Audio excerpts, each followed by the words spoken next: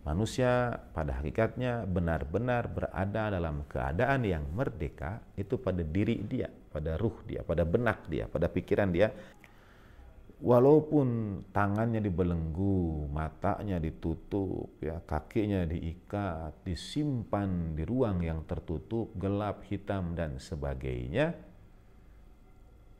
orang yang mempersekusi itu tidak bisa mengambil kebebasan, kemerdekaan yang fitriyah ada pada diri manusia. Apa itu? Ruhnya, dirinya, pikirannya, benaknya, jiwanya. Yang lainnya bisa dia ikat, tapi ia tidak bisa kendalikan pikiran manusia itu. Seorang teladan agung dari keluarga Nabi alaihi afdalut tahiyat wa taslim, al-Imam Musa ibni Ja'far yang digelar dengan Al-Kadhim alaihi salatu wassalam, itu periode imamat beliau 2/3-nya dihabiskan di penjara. Dan kalau saudara membayangkan penjara, mungkin bayangan kita itu penjara di atas tanah, punya ruangan-ruangan jeruji besi begitu yang dikunci dan diberi makan pada saat-saatnya. Itu sudah sebuah kehidupan yang berat. Bagaimana penjara untuk Imam Musa Al-Kadhim alaihi salatu wassalam? Seorang di antara sahabat Imam Musa atau seorang di antara pengikut Imam Musa kemudian memperoleh kesempatan untuk bertemu dengan sang imam di dalam penjara itu.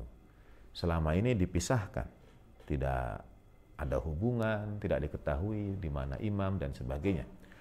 Melalui proses yang cukup panjang, ada cerita tersendiri untuk itu, akhirnya sahabat imam ini diperkenankan atau punya kesempatan untuk mengunjungi sang imam.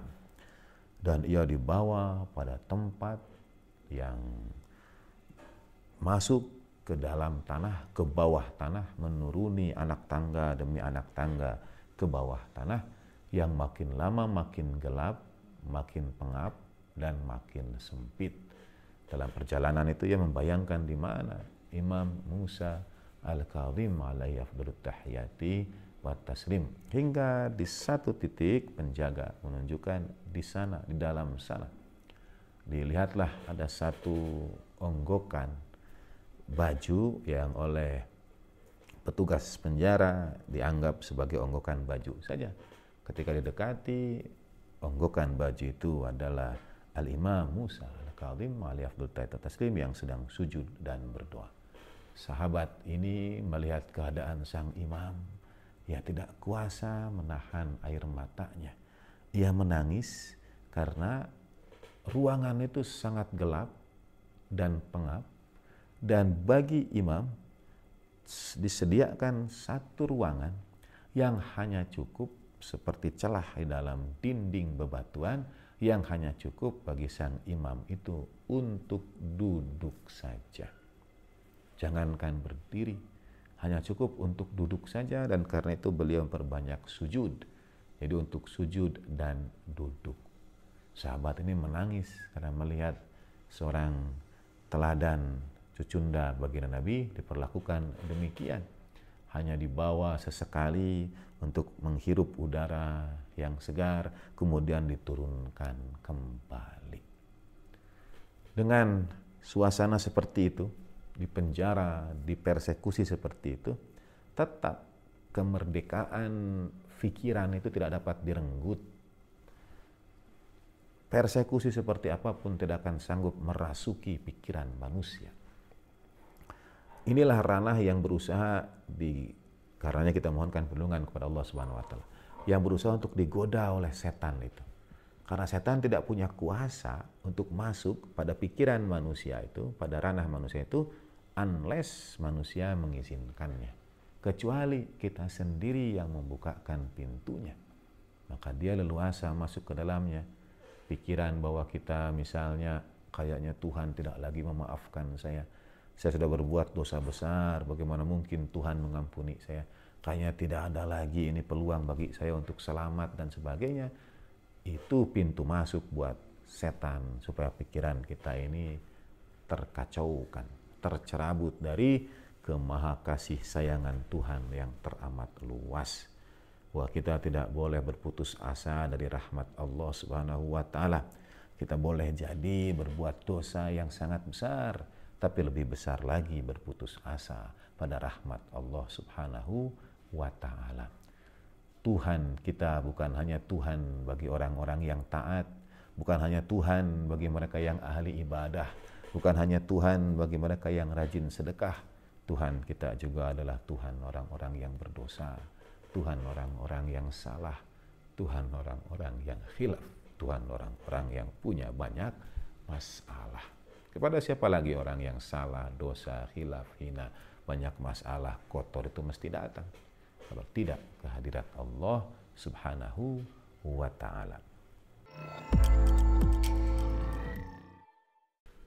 A'udzu billahi minasyaitonir rajim. Bismillahirrahmanirrahim. Innallaha wa malaikatahu yusholluna 'alan nabi. Ya ayyuhalladzina amanu shallu 'alaihi wa sallimu taslima. Allahumma salli wa sallim wa barik ala sayyidina Muhammad wa ali sayyidina Muhammad. Allahumma salli wa sallim wa barik ala sayyidina Muhammad wa ali sayyidina Muhammad.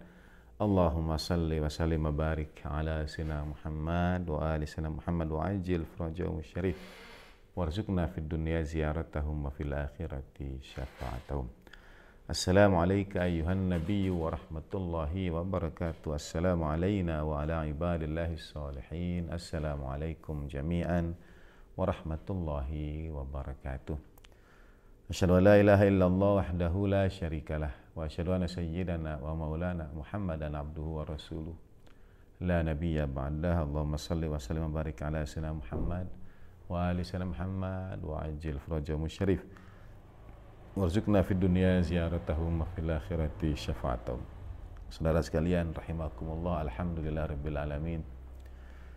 Teriring puji syukur kehadirat Allah Subhanahu wa Ta'ala dan salam salawat pada baginda Nabi sallallahu alaihi wasallam dan keluarganya yang suci, bagi para nabi, para rasul, al-anbiya'i wa rusuli wa jami'il malaikatil muqarrabin was-siddiqin wasyuhada'i wassalihin, untuk para ulama kita, para guru kita.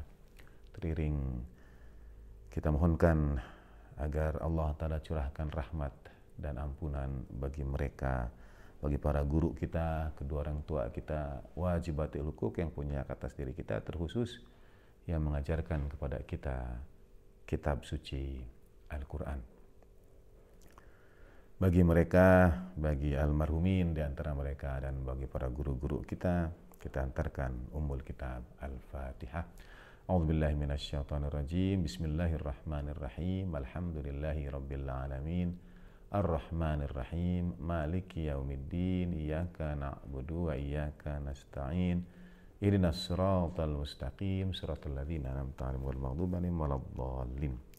Allahumma salli wa sallim barik ala sayyidina Muhammad wa alihi tahirin. Kajian surat-surat singkat kita sekarang memasuki pada satu surat. Saya hendak mencari pilihan kata untuk keistimewaan satu surat ini, dan seluruh surat-surat dalam Al-Quran itu istimewa. Katakanlah saya ingin mencari kata yang unik, yang khas, karena sekali lagi seluruh ayat Al-Quran unik dan khas. Apa surat yang akan kita bahas pada kesempatan kali ini?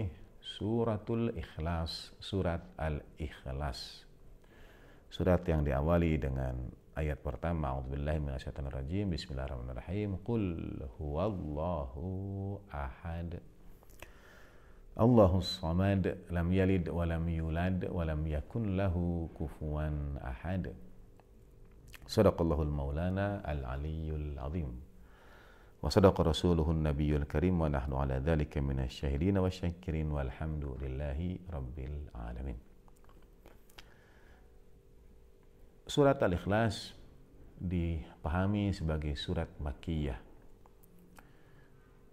Ciri-ciri surat Makkiyah itu suratnya singkat-singkat, ya, pendek, ayatnya pendek-pendek, kadang-kadang berrima, ujungnya berirama. Meskipun ada riwayat syaz yang mengatakan ada kemungkinan juga turun di Madinah. Pendapat jumhur mengatakan surat ini Makkiyah, apalagi seruannya pada keesaan Allah Subhanahu wa Ta'ala yang merupakan ciri khas ayat-ayat Makkiyah.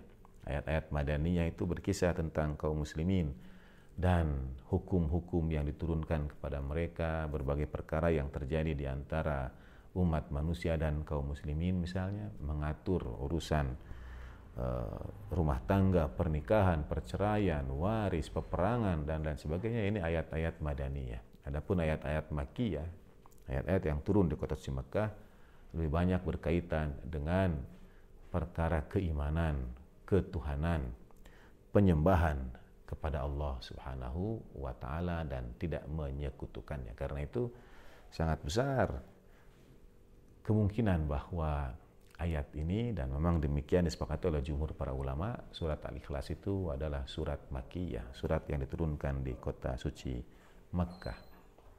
Terkenal riwayat tentang awal dakwah baginda Nabi Shallallahu Alaihi Wasallam kepada umat manusia waktu itu, qulu la ilaha illallah tuflihu, katakan tidak ada Tuhan selain Allah, kalian peroleh kemenangan, kalian menjadi orang-orang yang beruntung, yang beroleh kebahagiaan.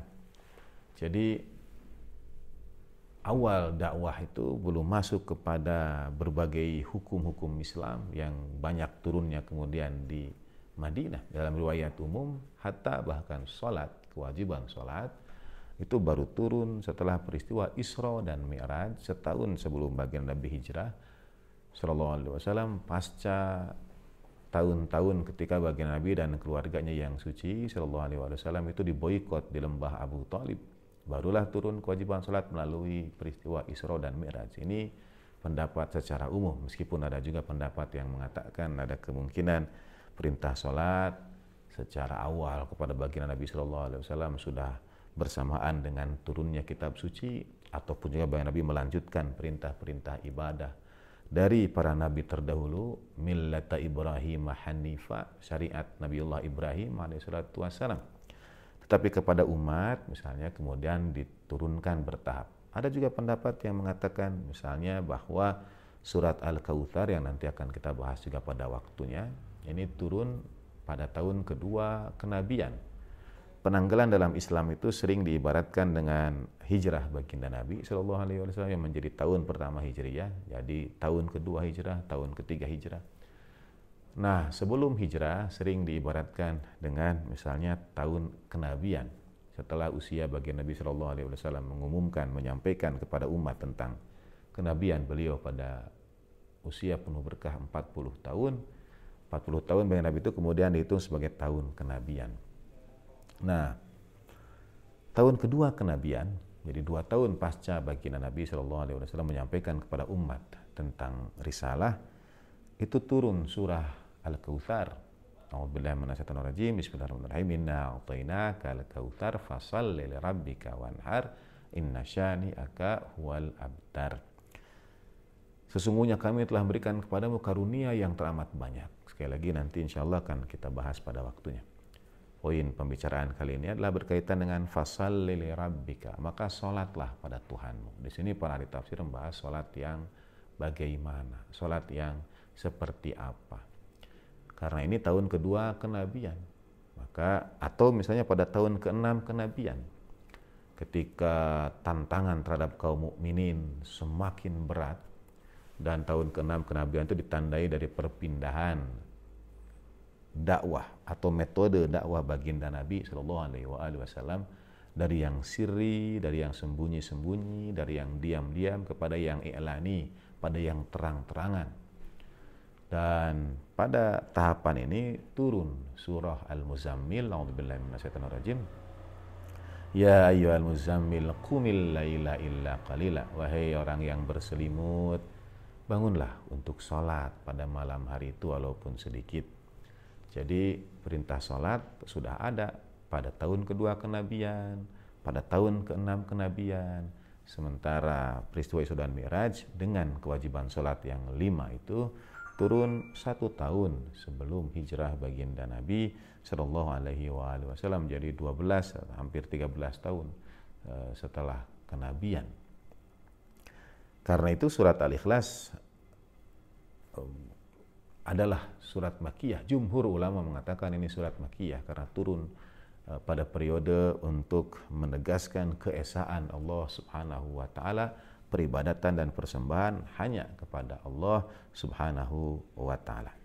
Sebelum kita lanjut lebih jauh dengan surat Al-Ikhlas, satu bahasan tersisa sedikit pada dua surat Mu'awwizatain, surat Al-Falaq dan surat An-Nas, ketika Allah Subhanahu wa taala memerintahkan pada baginda Nabi sallallahu alaihi wasallam yang adalah teladan dan uswah untuk kita semua, agar baginda Nabi dan kemudian diajarkan pada kita untuk selalu memohon perlindungan kepada Allah taala dari kejahatan dan keburukan eksternal yang diwakili oleh surat Al-Falaq dan kejahatan keburukan internal yang kita pelajari dari surah An-Nas. Kejahatan internal itu diwakili oleh Al-Khannas, kelompok sebutan, gelaran. Sebetulnya Asy-Syaitan sendiri, saudara, ada yang berpendapat sebetulnya adalah gelaran. Namanya kita sebut iblis dengan bala tentaranya, dan boleh jadi mereka punya nama-nama juga. Dalam ayat-ayat yang mengisahkan tentang penciptaan Nabiullah Adam alaihissalam, Allah Subhanahu wa taala pada rangkaian ayat awalnya menyebut kata iblis, misalnya a'udzubillahi minasyaitonir rajim, wa idz qulna lil malaikati isjudu li adama fasajadu illa iblis aba wastakbara wa kana minal kafirin. Dan ketika kami perintahkan para malaikat untuk sujud kepada Nabiullah Adam alaihissalam, semuanya sujud kecuali iblis. Nah, di situ disebut kata iblis. Iblis takabur, membangkang, dan dia termasuk orang-orang yang kafir. Nah, lalu beberapa ayat setelahnya Allah Subhanahu wa taala seakan-akan mengganti redaksinya dengan kata asy-syaitan. Fa azallahuma asy-syaitanu anha fa akhrajahuma mimma kana fi. Maka setan menggelincirkan.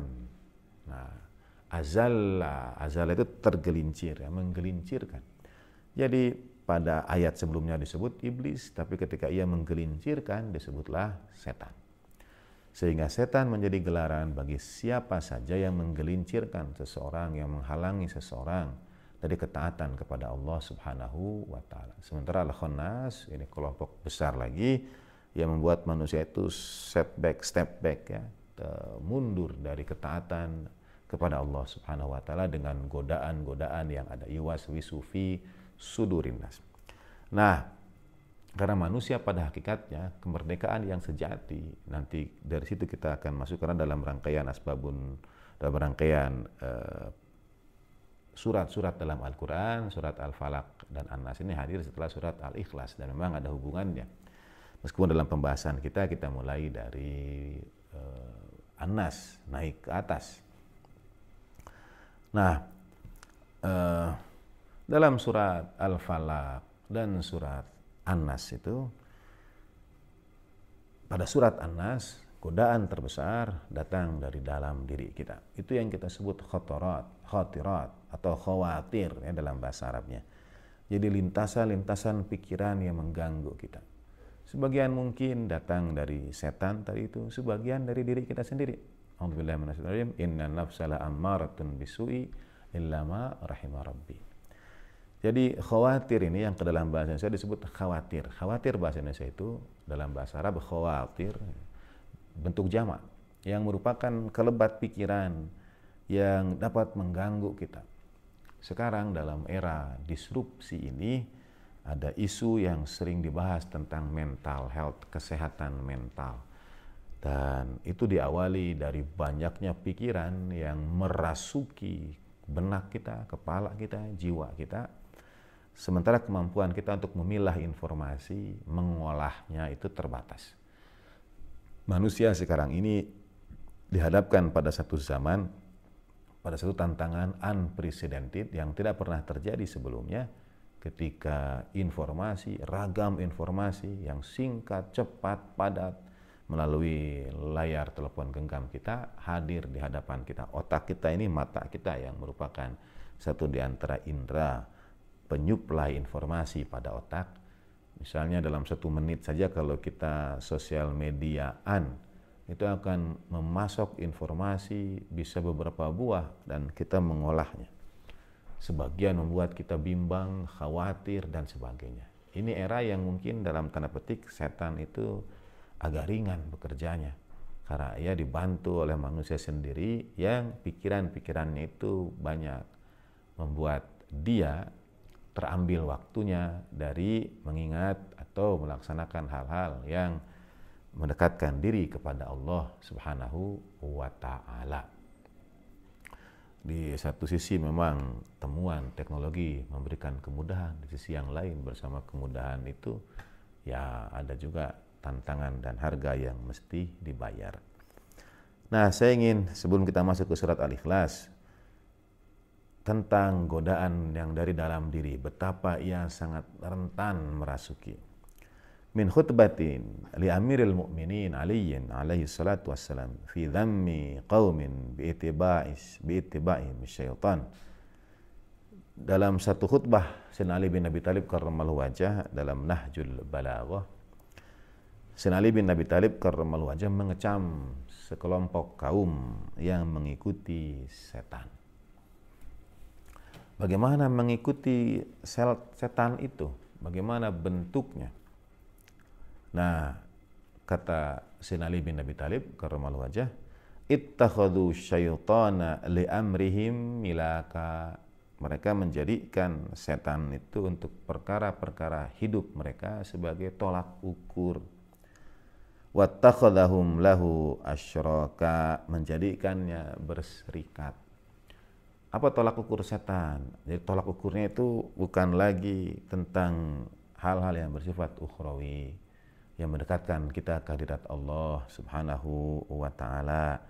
Tapi dalam 7 godaan setan yang pernah kita bahas dari Ibnu Qayyim Al-Jauziyah yang disampaikan oleh Ayahanda tercinta rahimahullah, hal-hal yang membuat kita mundur dari mendekatkan diri kepada Allah Subhanahu wa Ta'ala. Not necessarily, tidak selalu harus perbuatan buruk ansih, tapi sesuatu itu dikatakan buruk min syarri tadi itu ketika ia dibandingkan dengan sesuatu yang lebih baik lagi.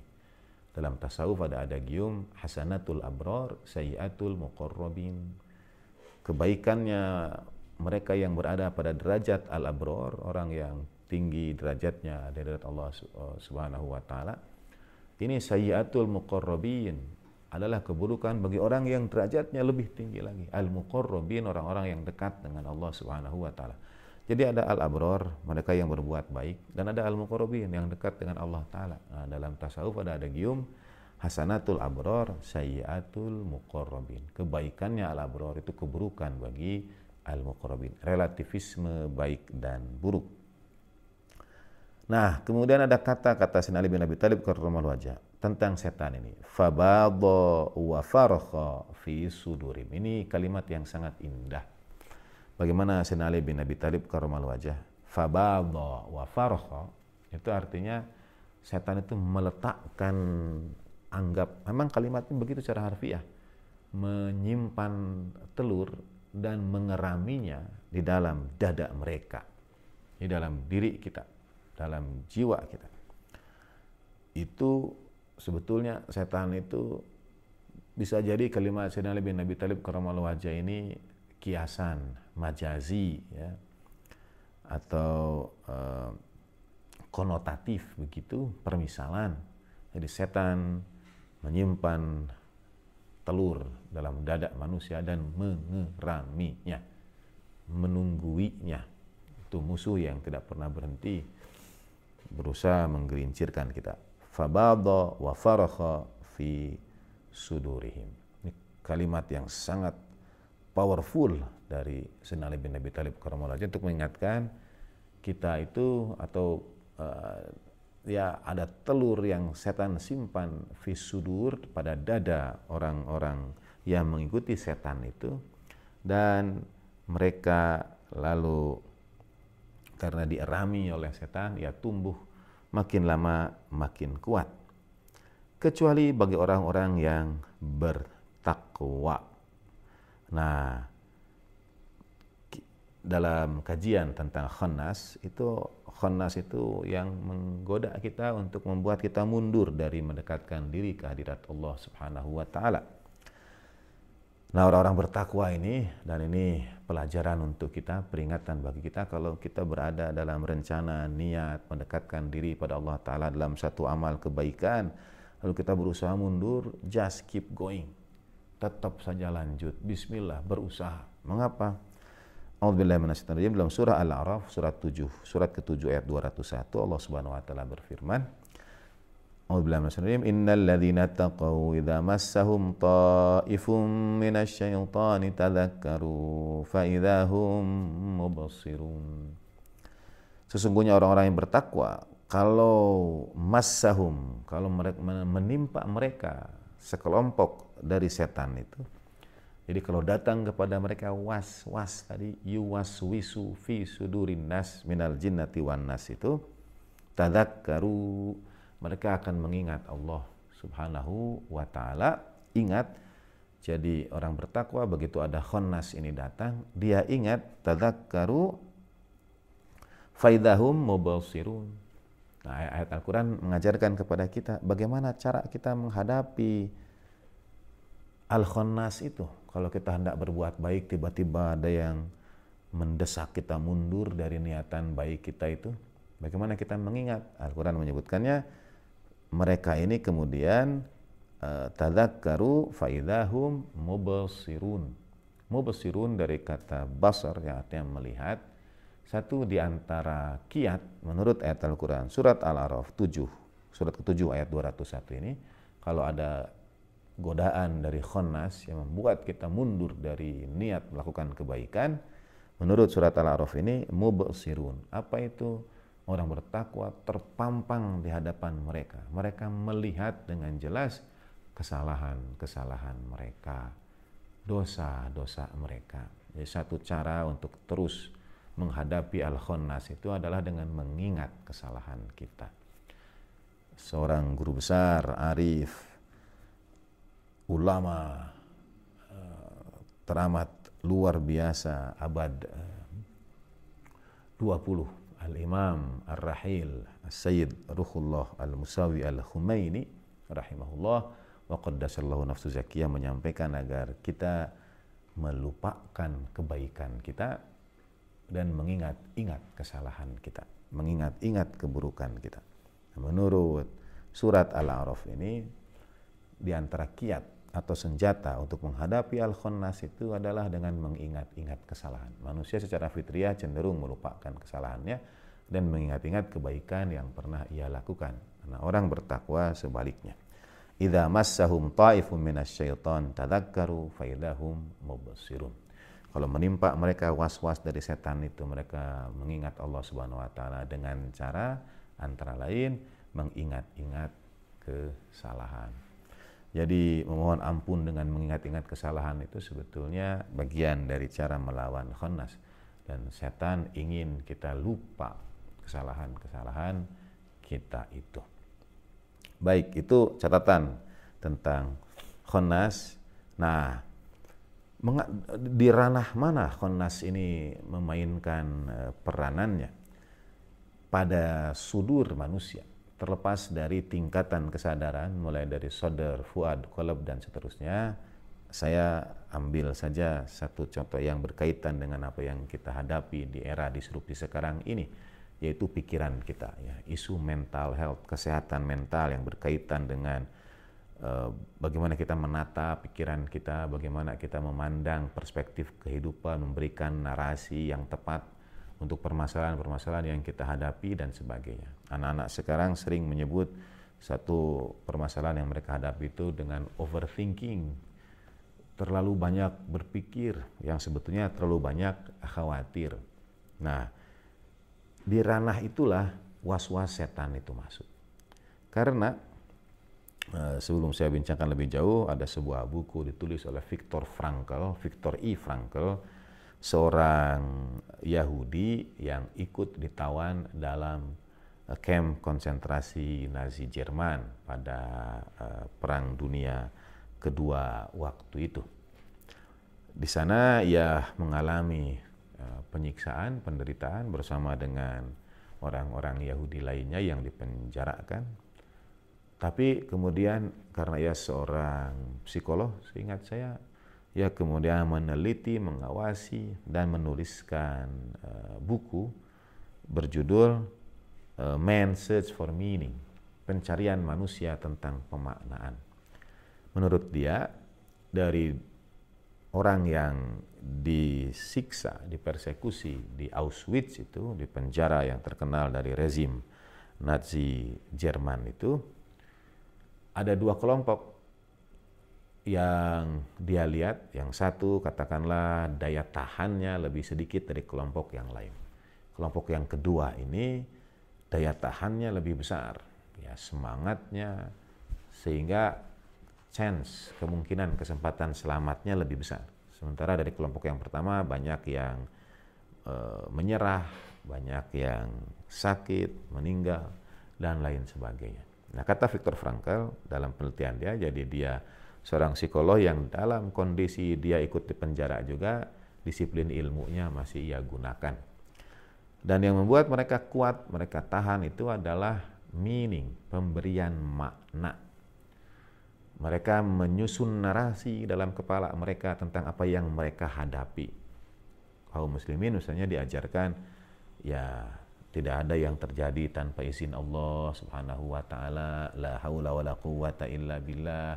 Lalu bahwa Allah taala tidak akan menguji manusia melebihi batas kemampuannya. Atau misalnya ayat Al-Quran la yukallifullahu nafsan illa wus'aha, Allah Ta'ala hanya tidak akan membebani manusia kecuali dari usaha yang ia lakukan. Atau inna ma'al usri yusra, sesungguhnya bersama kesulitan itu ada kemudahan, setelah kesulitan itu ada kemudahan, dan sebagainya. Ini narasi-narasi yang membimbing, termasuk bahwa dalam hidup yang berat, cobaan yang sulit, ada keteladanan dari baginda Nabi dan keluarganya yang suci, alaihi afdalut tahiyati wat taslim. Ini yang membimbing manusia dalam memberi makna atas kehidupannya. Ini yang kata Viktor I. Frankl yang membedakan dengan mereka yang menyerah, mereka yang tidak punya makna. Dengan kata lain, yang tidak punya makna akan memandang hidupnya sebatas hariannya saja, berada di confined box-nya, dia berada di kotak tawanannya, ya, atau ruang tahanannya. Tidak punya sense of purpose, tidak punya tujuan, tidak punya misi, ya, tidak punya yang ditunggu, yang dikejar, tidak punya narasi yang membimbingnya. So, dua-duanya sama di penjara, tapi yang satu punya narasi untuk bertahan, yang lain tidak. Nah, di mana ranah kedua narasi ini berada pada pikiran kita. Inilah tempat yang tidak ada seorang pun yang dapat merasukinya. Manusia pada hakikatnya benar-benar berada dalam keadaan yang merdeka itu pada diri dia, pada ruh dia, pada benak dia, pada pikiran dia. Untuk sementara kita tidak bedakan dulu tahapan-tahapan dari tingkat kesadaran itu. Walaupun tangannya dibelenggu, matanya ditutup, ya, kakinya diikat, disimpan di ruang yang tertutup, gelap, hitam, dan sebagainya, orang yang mempersekusi itu tidak bisa mengambil kebebasan, kemerdekaan yang fitriyah ada pada diri manusia. Apa itu? Ruhnya, dirinya, pikirannya, benaknya, jiwanya. Yang lainnya bisa dia ikat, tapi ia tidak bisa kendalikan pikiran manusia itu. Seorang teladan agung dari keluarga Nabi alaihi afdalut tahiyat wa taslim, Al-Imam Musa ibni Ja'far yang digelar dengan Al-Kadhim alaihi salatu wassalam, itu periode imamat beliau 2/3-nya dihabiskan di penjara. Dan kalau saudara membayangkan penjara, mungkin bayangan kita itu penjara di atas tanah, punya ruangan-ruangan jeruji besi begitu yang dikunci dan diberi makan pada saat-saatnya. Itu sudah sebuah kehidupan yang berat. Bagaimana penjara untuk Imam Musa Al-Kadhim alaihi salatu wassalam?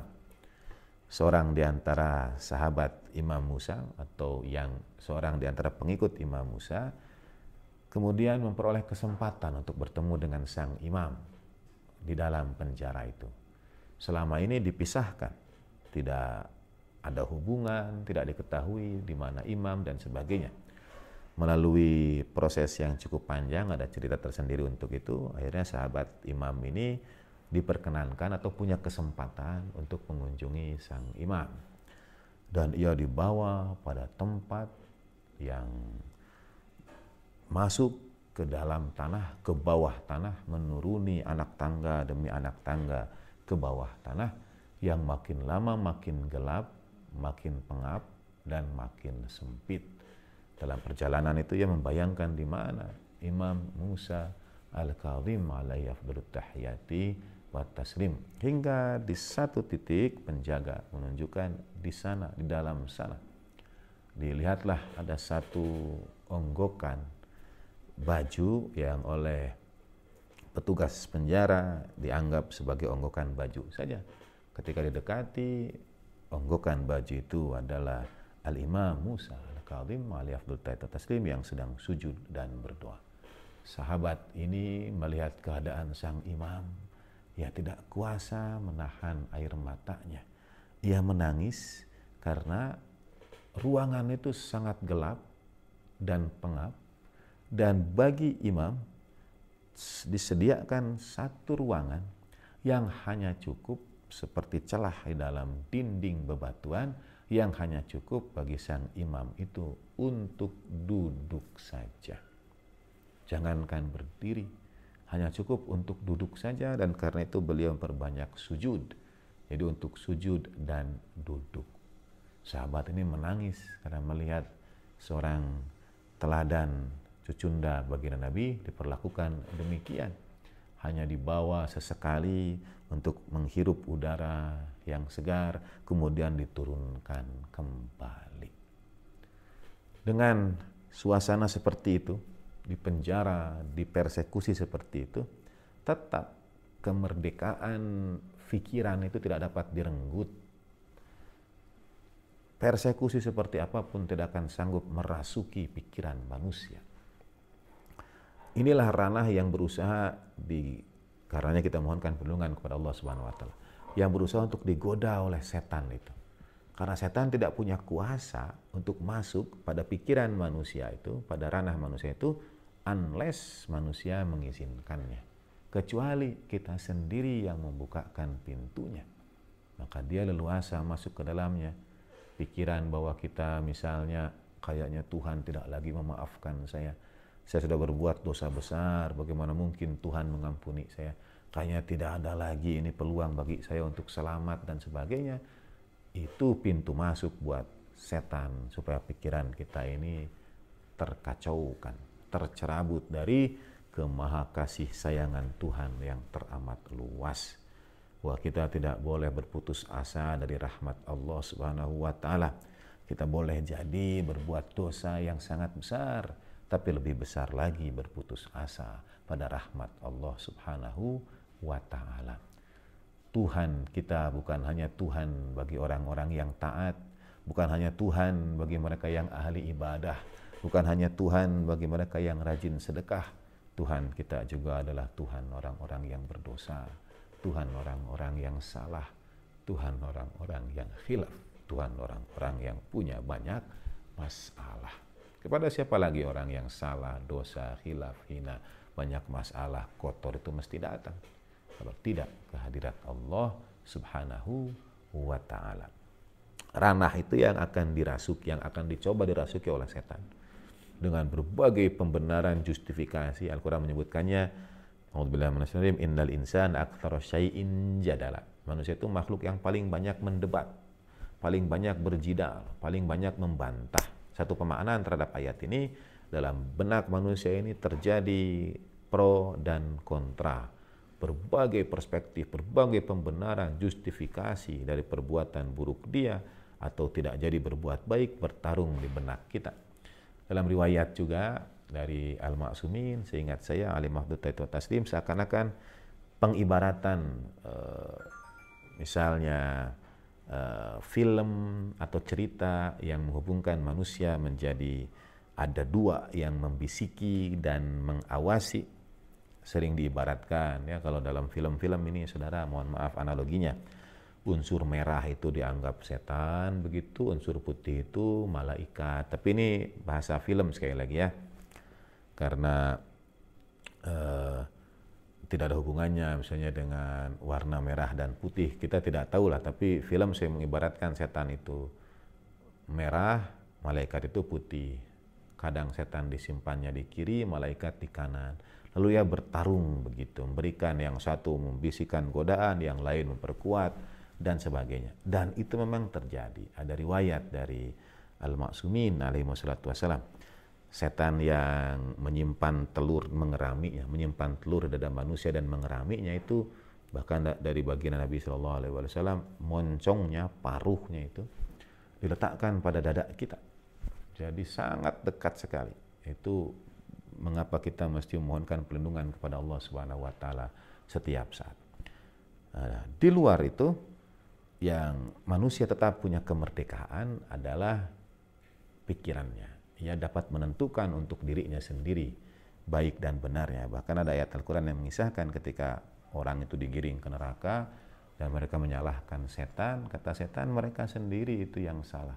Setan mungkin hanya membuka jalan saja, sisanya manusia sendiri yang terjerumus dan menjerumuskan dirinya. Dari situ kita akan masuk ke surat Al-Ikhlas. Mengapa bahasan ranah kemerdekaan ini pada sesuatu yang tidak pernah dapat dirasuki oleh yang lain? Di situ sebetulnya letak keikhlasan itu. Ikhlas artinya membebaskan. Khalis, sesuatu yang tulus, yang murni, yang tidak bercampur dengan apapun. Dengan kata lain, bebas dari segala sesuatu yang lain selain dirinya. Saya ini bukan pemaknaan, tapi hanya kalimat singkat saja. Saya sering mengatakan seperti ini. Sekali lagi ini bukan ulumul Quran, saudara, hanya sebuah pemaknaan saja. Surat-surat dalam Al-Quran itu sering diambil namanya dari kata yang ada di dalam surat itu. Misalnya, atau dari bagian awalnya. Surat Al-Baqarah, karena ada Al-Baqarah, cerita Al-Baqarah, Al-Maidah, Ali Imran, Al-Ankabut, surat Tabbat Yada Abi Lahabi wa Tab, semua itu diambil dari kata yang ada di dalam surat itu. Qul a'udzu birabbil falaq, surat Al-Falaq. Qul a'udzu birabbin nas, surat An-Nas. Inna a'tainakal kautsar, surat Al-Kautsar. Jadi diambil dari kata yang ada dalam surat itu, kecuali dua, yaitu surat Al-Fatihah dan surat Al-Ikhlas. Sependek yang saya tahu, nanti saudara bisa mengkaji ayat Al-Quran, bisa melihat surat mana yang ternyata tidak disebut kata itu di dalamnya.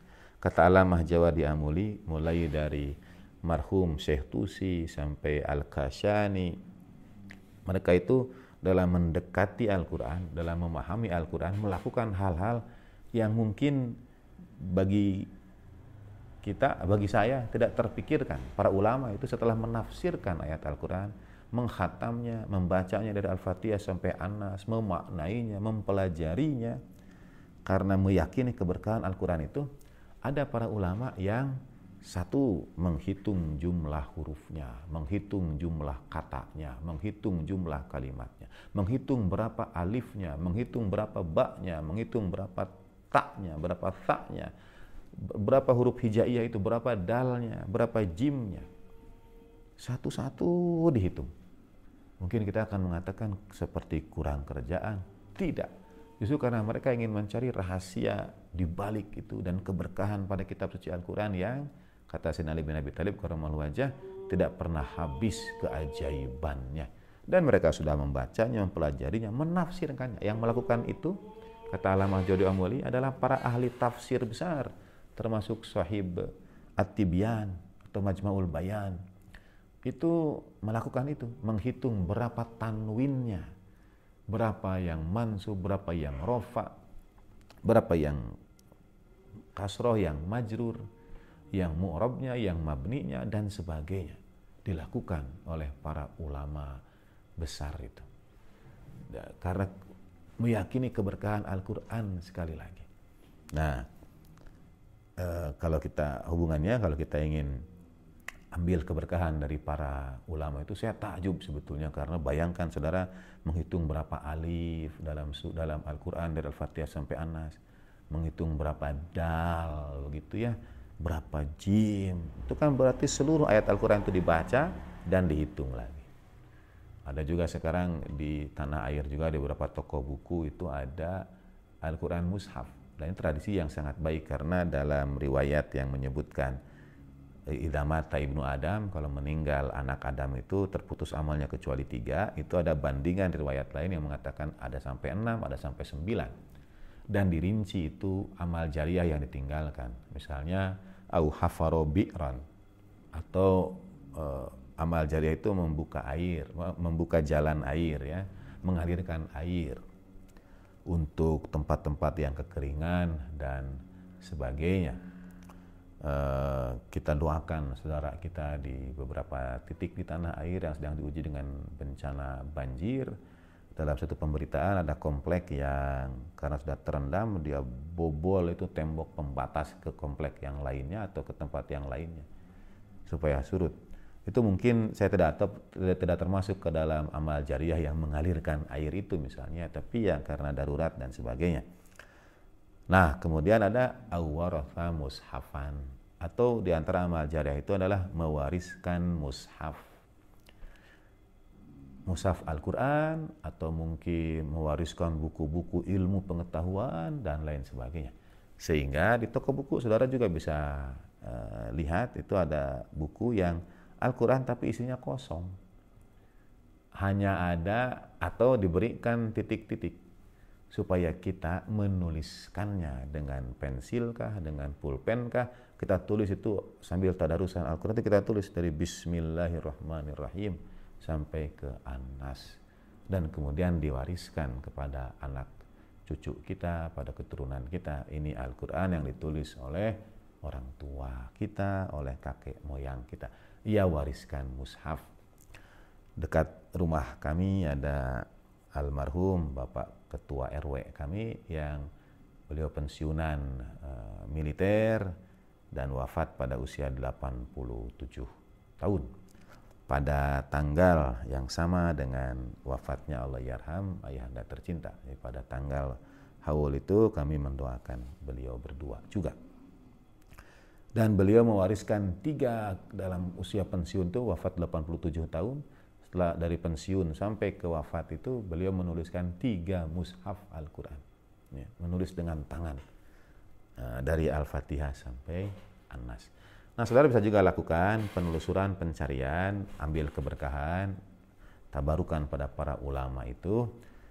Apakah ada surat lain selain yang saya maksud Al-Fatihah dan Al-Ikhlas yang tidak menyebutkan kata yang menjadi nama suratnya?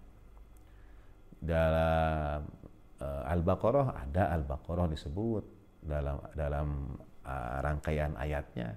Di sambil saudara tadarusan di bulan suci ini, simak apakah ada surat dalam Al-Quran yang tidak disebut nama ayatnya itu, nama suratnya itu tidak ada di dalam ayatnya. Misalnya surat At-Taubah, adakah At-Taubah dari awal sampai akhir? Begitu. Itu jadi penelitian ya. Setidaknya sampai sekarang ini ada 2 yang tidak ada, dan ada lagi kalau saya sebutkan ada nanti ya saudara cari saja, kita sama-sama cari ya. Al-Fatihah memang tidak disebut dalam Al-Quran, tapi yang menjadi Al-Fatihah karena Fatihatul Kitab, karena membuka Al-Kitab, berada pada bagian pertama, pembukaan. Dan surat Fatihah juga dikenal dengan sebutan surat Hamd. Mengapa? Karena dalam awal suratnya ada Alhamdulillahi Rabbil Alamin. Jadi kadang-kadang kalau misalnya ada dalam kajian amalan ibadah baca surat Hamd 7 kali, nah itu maksudnya Hamd itu adalah surat Al-Fatihah. Ba'dal Hamd, setelah membaca surat Al-Hamd lalu baca surat ini. Yang dimaksud adalah surat Al-Fatihah. Tetapi surat Al-Ikhlas sama sekali tidak disebut Al-Ikhlas di dalamnya. Kalaupun ada penamaan lain terhadap surat ini, dia disebut dengan surat At-Tauhid, karena memang mengisahkan tentang tauhid Allah Subhanahu wa ta'ala. Tauhid. Jadi Al-ikhlas, ya ini mungkin kalimat sederhana saja. Apa yang dimaksud dengan al-ikhlas itu? Ikhlas itu adalah betul-betul melepaskan diri, membebaskan diri, hatta bahkan dalam suratnya nama dia tidak disebut pun dia ikhlas. Gitu. Jadi kalau surat Al-Falaq ada kata Al-Falaqnya, surat An-Nas ada kata An-Nas, surat Al-Ikhlas tidak ada ikhlasnya, tidak ada al-ikhlasnya, dan dia ikhlas untuk itu. Itu sering saya jadikan contoh. Nah, surat Al-Ikhlas ini adalah surat yang akan mengisahkan tentang keesaan Allah Subhanahu wa taala, tauhidullah, Allah taala yang esa. A'udzubillahi minasyaitonir rajim. Qul huwallahu ahad. Katakan Allah taala yang esa. Mengapa kata huwa didahulukan dari Allah? Kenapa tidak qul Allahu huwal ahad? Tapi qul huwa Allahu ahad. Lalu apa bedanya ahad dengan wahid? Ahad yang berarti esa, wahid artinya satu. Apa bedanya? Kenapa tidak wahid, melainkan ahad yang digunakan? Allahus somad. Apa yang dimaksudkan dengan somad? Ada sifat ahadiyah Allah Ta'ala, ada sifat somadiyah Allah Subhanahu wa Ta'ala. Ada abadan, somadan, sarmadan. Apa beda di antara ketiga ini? Dan mengapa didekatkan dengan Allahu ahad, kul huwallahu ahad, Allahus somad. Lalu pensifatan berikutnya dalam kalimat lam yalid wa lam yulad wa lam yakun lahu kufuwan ahad.